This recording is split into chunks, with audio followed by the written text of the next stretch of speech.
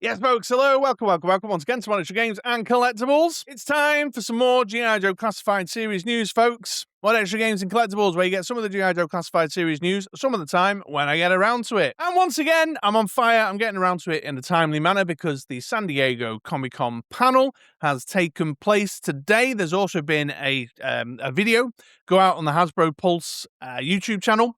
Sharing the same content basically as the panel. We've got some new pre-orders opening up. We've got some new name-only reveals. We've got a few teases of some stuff coming up.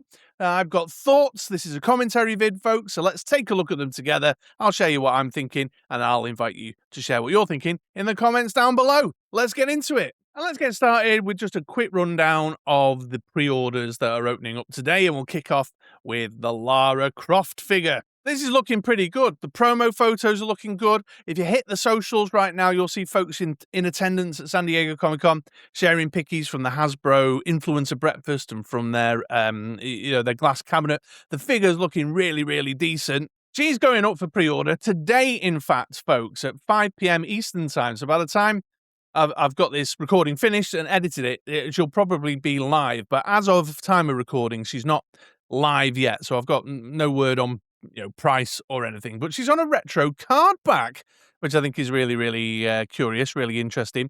And they've leaned fully into the G.I. Joe brand, which was something I wasn't expecting. So you can see on the card back there, they've set her up as Lara Tomb Raider Croft, and setting her up as a kind of G.I. Joe character. I've got something else to show you on that front that they shared on the, it's been going around and about. But one note from BMAC on the stream was that the card back is like a foil card back. It's like a special edition, bit fancy.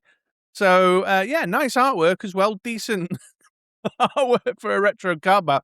So I'm really, really, really interested in this figure now. I wasn't, but, when Shooting the Galaxy starts plowing out promo pictures like this, well, I was on the fence because I think regulars around these parts will have heard me say I wasn't really a big Tomb Raider guy. I'll wait and see how much it costs. But now I've seen it, I'm like, oh, yeah, that's looking good. It's on retro card back. So, I mean, realistically, how much could they really charge for this? I mean, anything over 30 has got to be madness, hasn't it, surely? So, yeah, really vibing off Lara Croft. They even, on the back, given her a G.I. Joe file card with, a typical kind of G.I. Joe write-up with the family crest on it and everything. Which is very, very interesting. I called it wrong because I thought they would lean much more heavily into the kind of Tomb Raider-ness of it all to sort of increase the more casual purchase. But they've leaned really heavily on the G.I. Joe side of it, which I think is interesting. I don't know if that's, in terms of marketing, the best way to go. I'd have probably made the Tomb Raider element of it all a bit more kind of in your face in terms of the peg presence in the store. But still, the artwork, the figure itself, I mean, it's Lara Croft at sight, so maybe I'm being a bit too harsh, but yeah, I was wavering. I was like, yeah, it looks good, looks decent. And then I was a bit like, well, I'm not really a fan of Tomb Raider. And now I'm like, oh, yes, please, look at this, it looks great.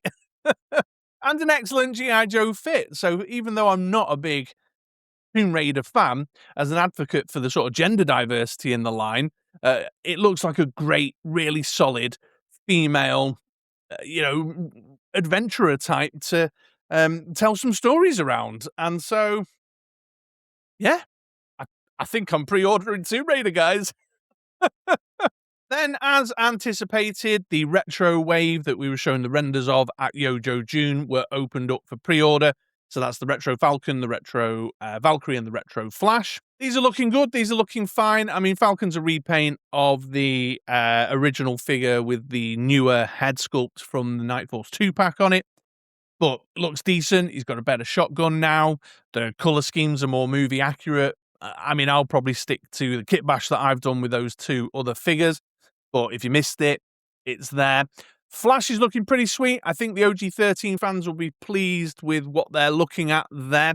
I must admit, he's turned my head a little bit. There's a lot to like there. I'm always a sucker for a figure with a painted belt buckle and nice sculpted details and painted details added on. So even though he's fundamentally kind of like a core OG-13 and it's the same helmet and the broad green colour scheme, green and brown colour scheme is the same, there's just enough there to make him feel less generic in that OG13 look. For me, don't get me wrong, I know the OG13 looks popular with many, that I might consider that one. But then, of course, it's a slippery slope, because then once you do that, you're like, well, maybe I could do with the rest of the OG. I don't know. But, he's got a weird, wacky laser gun. He's got his red padded bits. He's got nice sculpt details, nice paint applications. I might consider it, but I'm definitely in for the Valkyrie. I didn't do the 2-pack. I didn't like the one with the tan-coloured gear, and stuff, but I like this with the black and blue. Again, I'm always a big fan when we've got a bit more gender diversity in the collection as well. The blue colour, it seems a little bit more vivid. I don't know how well this retro version will sit next to things like your mainline Cobra Troopers, for example, but I'm not someone who really feels too aggrieved about that kind of stuff. I know it was considered a well-sculpted, well-put-together figure when the 2-packs were reviewed, back when that first came out. So, yeah, that's it. Of all these three, I'm definitely in for the Valkyrie. I think I'm going for that, pre-ordering to build out some more gender diversity in my Cobra side of the line. Plus, I just like the look of the figure. But I might go for a Flash too. Keep your eyes out, watch on the channel. Let's see what happens. Then one of the renders we had teased out on the road to San Diego Comic-Con earlier this week was the Crimson Snake armor. This is being opened up for pre-order as well imminently. I haven't got a great deal to say about this outside of what I said when I saw the digital render. It certainly does look a lot nicer to my eye in the red deco. I like it, but then I'm obviously being affected by that kind of nostalgic callback to the Palitoy Red Shadow escape armor from back in the day.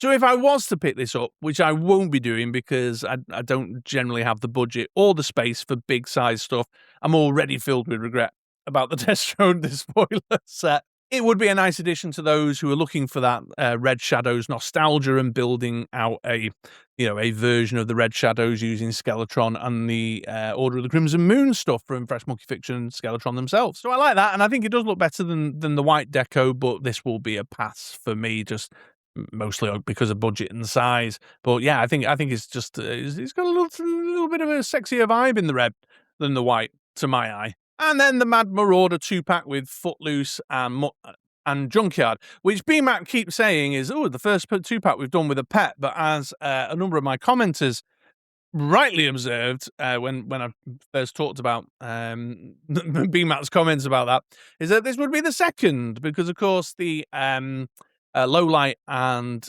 Spirit one came with his bird, whose name I've forgotten now on a hot mic. But in any case, this is another pre-order opening up imminently, so keep your eyes out for that.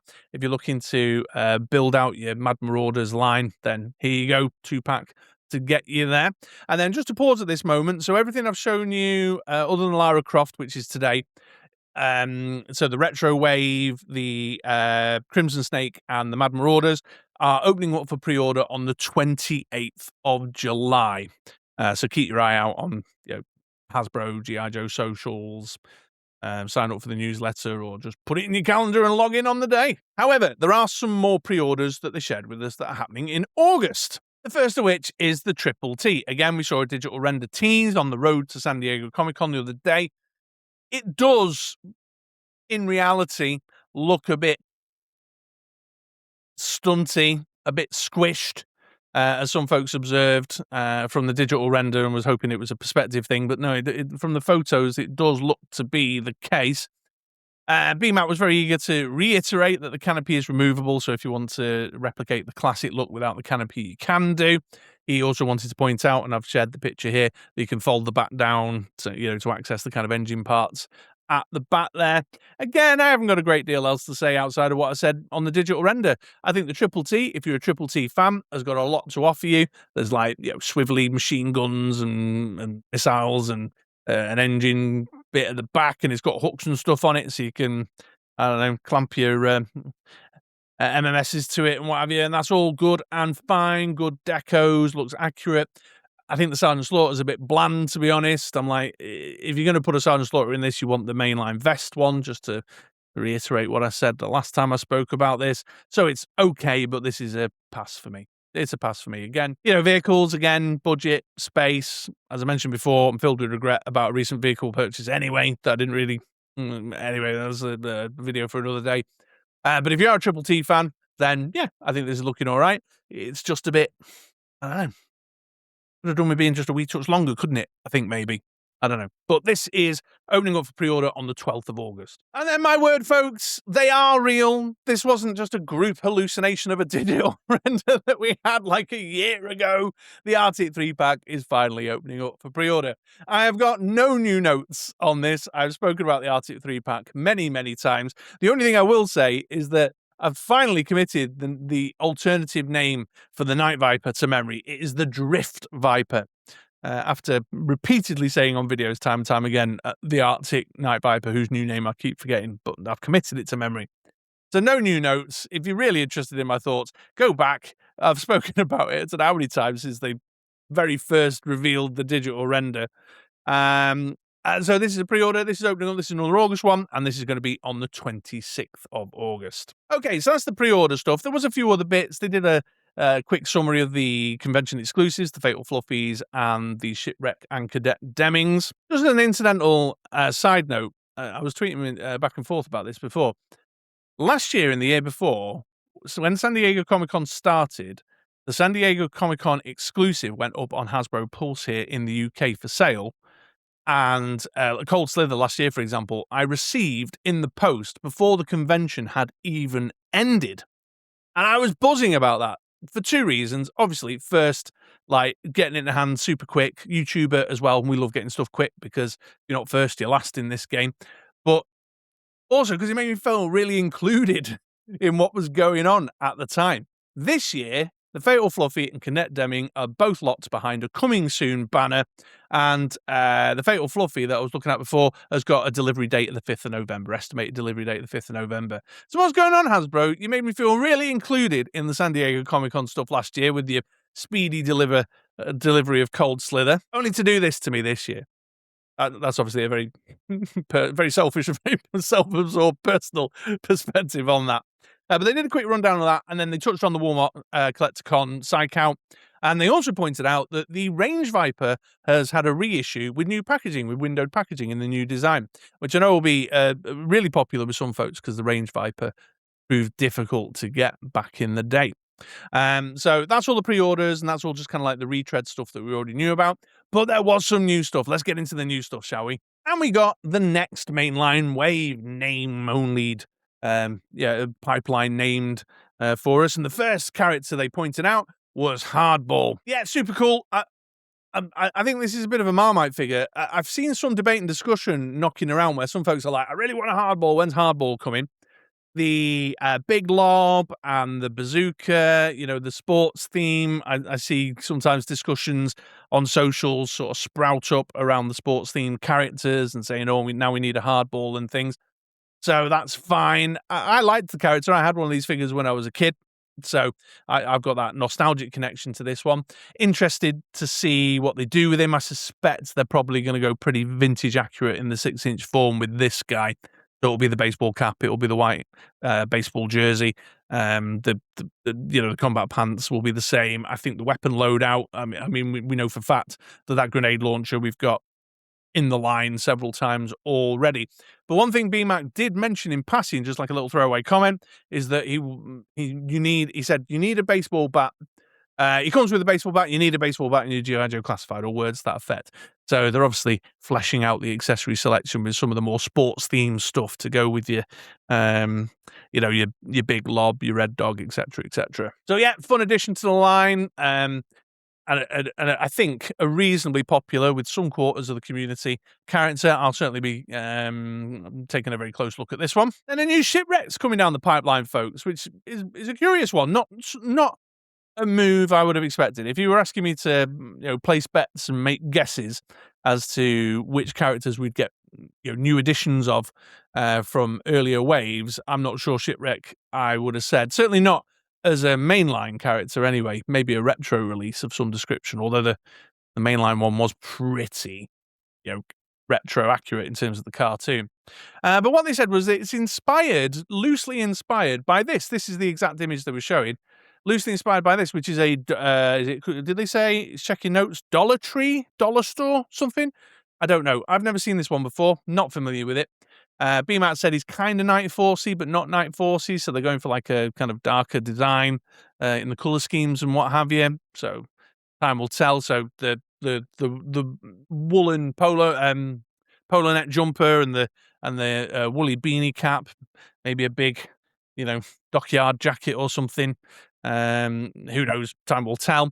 But one thing they did point out is that it's going to come with a new pet companion, and it's not Polly. And they said it's in the story or it's lore or something. So, but I've been racking my brain in the filing cabinet and can't come up with something on that one. So let me know in the comments down below your best guesses there. So interesting, curious one. Now, sometimes I go for repeat characters, sometimes I don't. I used to have a hard rule about not getting repeat characters, but that's long gone out the window with G.I. Joe Classified, but not, I've got I don't know how many Wolverines now. So, I mean, yeah, this one, time will tell. It could be interesting to some, not particularly interesting to me right now, but I might see the figure and then go, that's a really shit arc figure, and I want it. So this one is a wait and see kind of situation for me. One name only that got me really excited, though, was the Dinah figure. The October Guard are coming finally to G.I. Joe Classified. And seriously, I think, because I noticed on the digital render, I've screen capped it and cut it, there was an October Guard, affiliation symbol, like they've got with the Dreadnoughts, like they've got with Cobra, like they've got with Ninja Force, etc., etc., which indicates to me that the October Guard they're planning on building out as a sub team. Lots of folks speculated at the time that Zanya came out with her, the cap, the hat, very Dinah-like, that she might be on the way. I think that looks like an accurate one, unless they really pull a blinder and do the cartoon version with the pink and the white. The white fur trimming.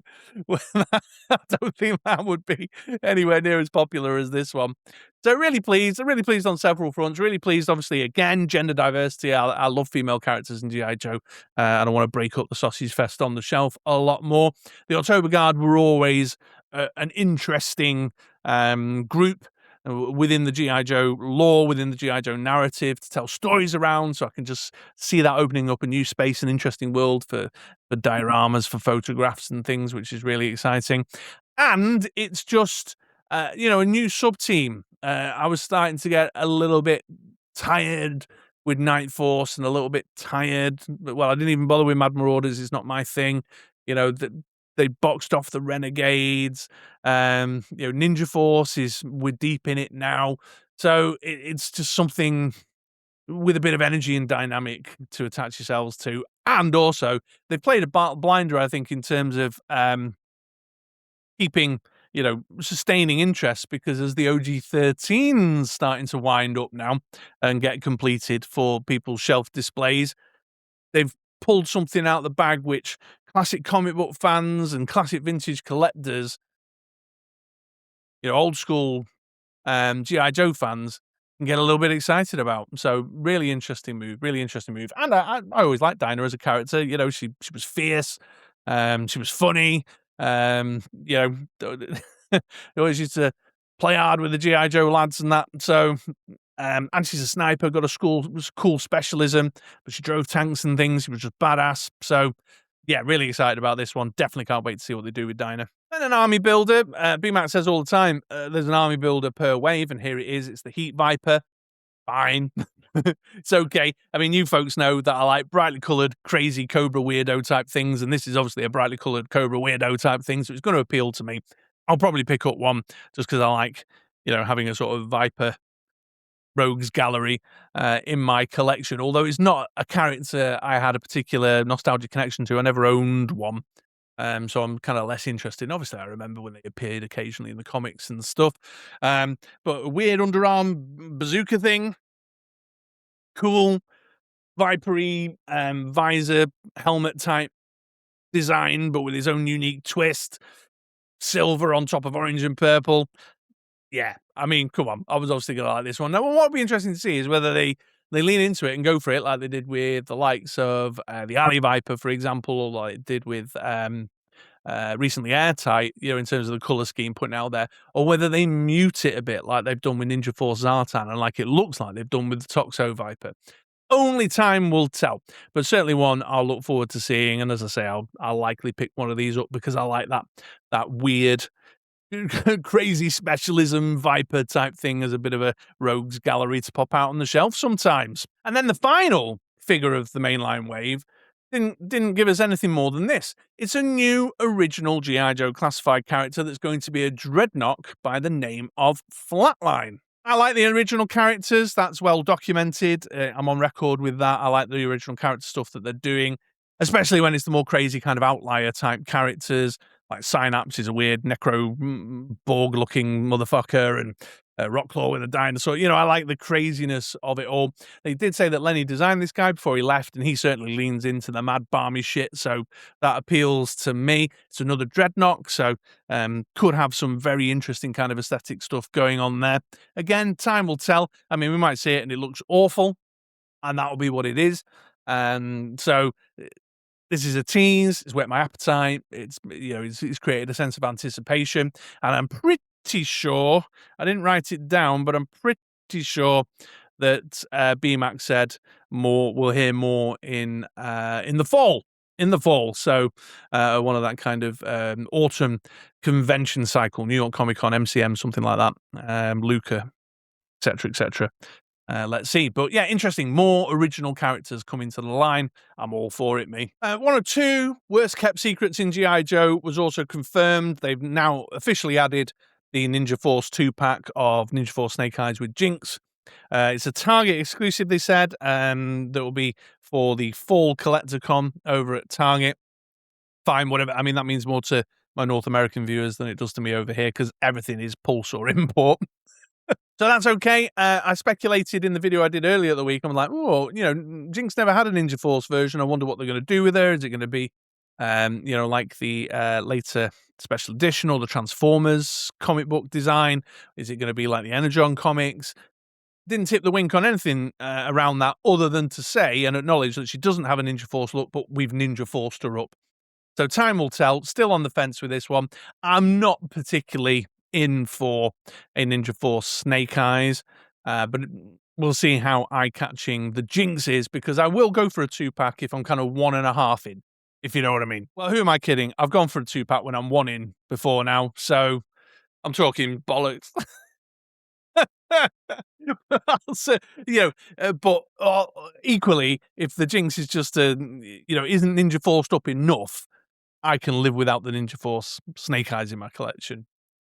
So, yeah, that's probably a more accurate way of putting it. But there you go. Officially confirmed, folks. Keep an eye out for more news on that as the Target Fall Collector-Con approaches. And then the second of the worst kept secrets in G.I. Joe Classified is that, yes, the Thunder Machine made to order is coming down the pipeline, and they shared this digital render. The plan is, they described the plan as planning to launch in September.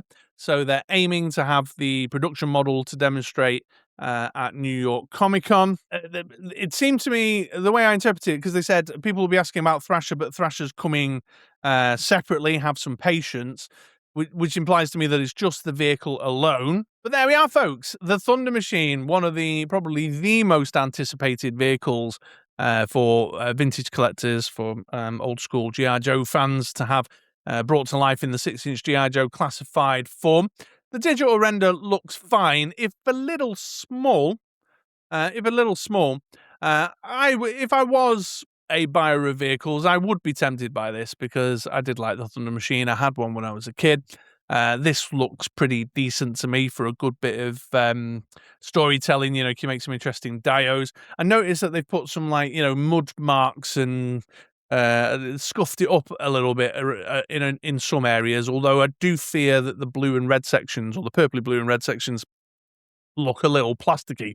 But the glowing engine at the back, that effect there, if it comes out really good, then that looks awesome. Got the lights on the top. The blast effects look pretty decent for the rocket units at the top. Got that skull piece at the front. I think there's a lot to like in there, a lot to like. But as it points out just here at the bottom, the final product may vary. So once we've got a better sense of size and scale, I mean, it looks like it's a 2-seater in there. Could fit at least one figure, if not two. So yeah, there you go, folks. Thunder Machine, one of the most requested. Here it comes. It's on the way. And then just this, they mentioned, BMAP called out that next year is the 40th anniversary of G.I. Joe the movie, and that all 3 of the retro waves planned for next year are going to be in celebration of G.I. Joe the movie, which is really interesting, really curious. Now, this could go... I'm filled with a sense of excitement, but also a sense of dread around this. Regulars around these parts will know that I'm a fan of G.I. Joe the movie. I've told the story before. G.I. Joe the movie was my very first experience of animated G.I. Joe. Here in the UK, it wasn't televised regularly. The scheduling was all over the place. You had to buy it on VHS and stuff. My main introduction to G.I. Joe was the Action Force comics. I knew it through the comic books. So this was my first introduction to animated G.I. Joe, and then just stuff like that. Pythona scene at the opening of the movie and things, and yeah, just lots of it really, really appealed to me. Anyway, I'm in the weeds, getting back. So, but when thinking on kind of key characters from the movie, we've pretty much had everybody that a big G.I. Joe the movie fan like me would want, bar one character, which is, of course, Globulus. But, you know, we've had Cobra La Guards, we've had Pythona, we've had Nemesis Immortal, we've had Nemesis Enforcer, Nemesis Immortal, we've had Once a Man, Cobra Commander, and then over on Serpentor, of course. Then over on the Joe side, you know, we've had a Roadblock that's kind of sort of in the design. The Snowcats come in with a winter coat, Flint and a winter coat. Lady J. We've obviously had Falcon. We've obviously had the Slaughter's Renegades. We've obviously had the Rawhides. So, you know, your core things that you'd want are done. And then BMAP mentioned, he said that, I'm just checking notes because I scribbled down what he said. He said some of them will have been previous exclusives, which also implies then that characters like Serpentor, that was a convention exclusive, like Once a Man Cobra Commander, like Pythona, that were previously exclusives, are going to get maybe a pared back retro release in the retro line, which I probably wouldn't be interested in. The only one that might turn my head, but even then probably not, would be a Chuckles in a movie pattern shirt rather than the vintage figure pattern shirt that they went with in the original exclusive. But he was yet another convention exclusive. So this could go one of two ways. It could be a really exciting line that celebrates G.I. Joe the movie, like, really, really well, like making use of that Flint Arctic book and giving us some of the classic Joe characters from those early scenes in the movie in the Himalayas. Or it's just going to be 9 repaints of convention exclusives that are characters featured in the movie. So we'll get, you know, a new Serpentor, which they mentioned ages ago that we'll get a Serpentor re-release. So a new Serpentor, a new Pythona. We've already had Falcon in this retro wave, just gone now. So maybe a Jinx with long sleeves. Yeah, do you know what I mean? A new Beachhead, a movie-style Beachhead, something like that. I don't know. I should be really excited about it, but my sense of anticipation and excitement is marred by a kind of sense of realism and an assessment of Hasbro's historical behavior around this. So I don't know. I don't know. What do you think, guys? What do you think? I think it's going to be 9 figures, and it's going to be, and then maybe they'll throw out a 2-pack, which is a Roadblock and a Once a Man Coco 2-pack with a bit of an upgrade on that Roadblock with the green vest. Maybe that's where Thrasher will come out, because Thrasher did appear a little bit in the movie, didn't he? But I mean, the only person we're really missing from the line in terms of if you wanted a core G.I. Joe the movie kind of set is the Globulus. Which, as a side note, I speculated about whether they would announce a fall convention exclusive figure at San Diego Comic-Con, and that it might be Globulus, but they didn't this time around. So yeah, I don't know. It could be amazing, and they could produce some incredible stuff that makes me go, yes, that is a real proper homage to G.I. Joe the movie. Very, very exciting. But I don't know, just, you know, retro is very much about repaints or small tweaks. And I can just see a Chuckles in a white shirt, you know, a Jinx with long sleeves, Pythona, Serpentor, Bish Bash Bosh, you know, just 9 very bland figures. Time will tell. Time will tell. Let's see how that goes. And there we go, folks. I'm just looking at the clock. I think I might have waffled on quite a while. This could be a long video, so thank you very much for sticking it out all the way to here, especially because you probably watched the kind of nice and short and punchy 13, 14 minute vid that BMAC and the new guy, whose name I've already forgotten, put out on the Hasbro Pulse running down the stuff. But hopefully you found the commentary and the thoughts interesting, and they've initiated some thoughts in you that I, again, invite you and encourage you to share in the comments down below. Lots of stuff to get excited about, but also a little bit meh in places, a bit, I don't know. The surprises in there weren't quite as I was hoping for. There's lots I like on that name only list on the preview teases with the pipeline name onlys, but just not quite enough. A name only just doesn't quite get your juices flowing, does it? Because as I've said numerous times before, kind of wait and see how it comes out, wait and see how it turns out. So let's see. So there we go. Thanks for watching, folks. I hope you have a great day. I hope you have a great week. Hit all the buttons, the YouTube buttons that help a YouTube brother out. Yeah, and catch you next time. Swing back around for another video sometime soon. It'd be my pleasure to have you. All right, take it easy.